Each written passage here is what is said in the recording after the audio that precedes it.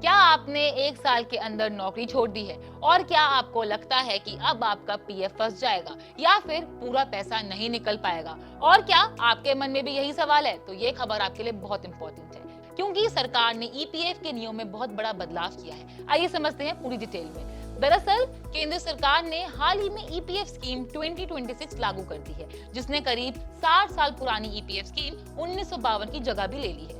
Social security code 2022 के तहत लाई गई इस नई व्यवस्था का मकसद पीएफ सिस्टम को ज्यादा आसान, डिजिटल और ट्रांसपेरेंट बनाना है। सबसे बड़ी राहत उन कर्मचारियों को मिली है जो एक साल पूरा होने से पहले नौकरी छोड़ देते हैं। लेकिन इसके साथ ही सरकार ने एक नया 25% मिनिमम बैलेंस रूल भी लागू किया है, यानी अब पीएफ निकालना पहले से आसान जरूर होगा, लेकिन पूरा पैसा निकालना हर सिचुएशन में संभव नहीं होगा।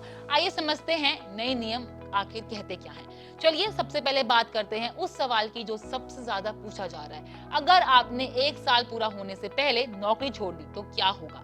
बता दें, इस नई ईपीएफ स्कीम 2026 के मुताबिक अगर कोई कर्मचारी 12 महीने पूरे होने से पहले नौकरी छोड़ देता है, तब भी वह अपने पीएफ खाते से पैसा निकाल सकता है। लेकिन यहाँ एक अहम बात समझना बहुत जरूरी है।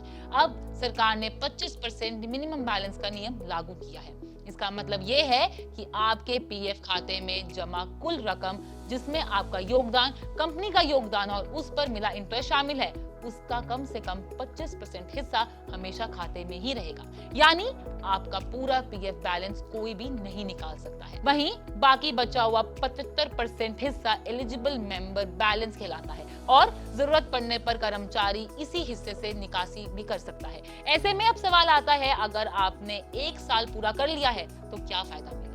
अगर आप ईपीएफ के सदस्य के रूप में 12 महीने पूरे कर चुके हैं तो आप अपने एलिजिबल मेंबर बैलेंस का 100% तक निकाल भी सकते हैं। लेकिन यह निकासी सिर्फ कुछ तय जरूरतों के लिए ही होगी, जैसे खुद या परिवार के किसी सदस्य का इलाज, बच्चों की पढ़ाई, शादी, नया घर खरीदना, घर बनाने के लिए जमीन लेना, होम लोन चुकाना, घर की मरम्मत या फिर अन्य विशेष परिस्थितियां। और इसके लिए ईपीएफओ पोर्टल पर ऑनलाइन अप्लाई भी करना होगा और मिनिमम बैलेंस की शर्त पूरी होने के बाद मंजूरी भी मिलेगी। चलिए अब बात करते हैं विथड्रॉल लिमिट की।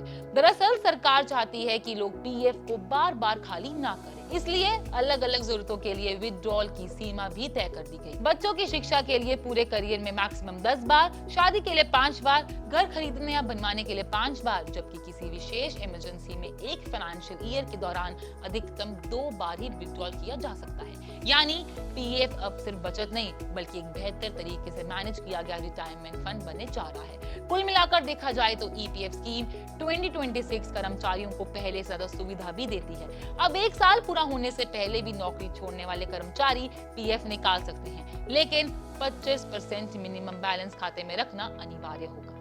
इसके साथ ही सरकार का ये भी मानना है कि इससे कर्मचारियों को जरूरत के समय इकोनॉमिक मदद भी मिलेगी और रिटायरमेंट के समय पर्याप्त बचत भी सुरक्षित रहेगी। तो आखिर में अगर आप नौकरी बदलने की सोच रहे हैं या हाल ही में नौकरी छोड़ी है तो नई ईपीएफ नियमों को समझना आपके लिए बेहद जरूरी है, क्योंकि सही जानकारी आपको भविष्य में किसी भी तरह की परेशानी और आर्थिक नुकसान से बचा सकती है। अगर आपको भी ये वीडियो पसंद आया हो तो वीडियो लाइक जरूर करें और हमारा चैनल सब्सक्राइब करना ना भूलें।